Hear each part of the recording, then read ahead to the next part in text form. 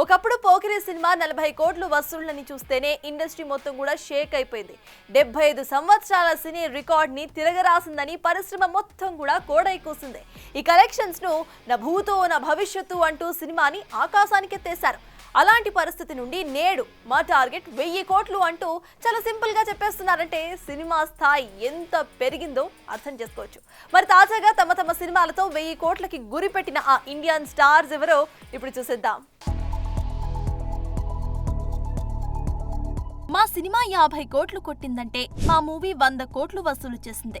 ఈసారి 200 కోట్లు పక్కా అంటే మా టార్గెట్ మాత్రం 300 కోట్లు. మొన్నటి వరకు స్టార్స్ కలెక్షన్స్ టాపిక్ వస్తే వినిపించిన మాటలేవి. కానీ ఇప్పుడు లెక్కలు మారాయండోయ్.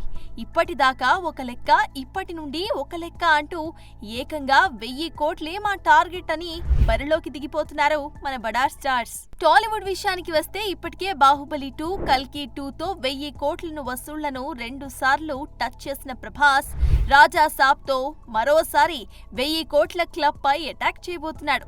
ఇక RRRతో 1350 కోట్లు వసూళ్లను అందుకున్న తారక్ ఇప్పుడు ప్రశాంత్ నీల్ సినిమాతో మరోసారి 1000 కోట్ల క్లబ్ వైపు ఆశగా చూస్తున్నాడు.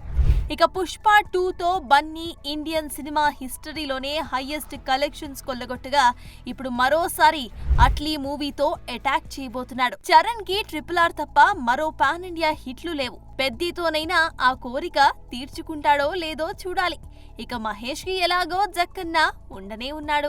ఇక బాలీవుడ్ విషయానికి వస్తే పఠాన్, జవాన్లతో షారుఖ్, దంగల్తో అమీర్ అలవోకగా 1000 కోట్లని కొట్టేసిన సంగతి అందరికీ తెలిసిందే. ఇక రాబోయే సినిమాలు కూడా ఈ క్లబ్ పైనే దృష్టి పెట్టాయనేది కాదనలేని సత్యం. ఛావా, స్త్రీ 2 సినిమాలు గట్టిగానే ట్రై చేసినా ఈ మ్యాజిక్ ఫిగర్ ని అందుకోలేకపోయాయి.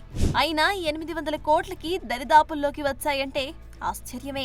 అయితే ఊహించని విధంగా ఇప్పటి వరకు కాలీవుడ్ నుంచే ఒక్క సినిమా కూడా ఈ జాబితాలోకి చేరకపోవటం కాస్త ఆశ్చర్యమనే అనుకోవాలి.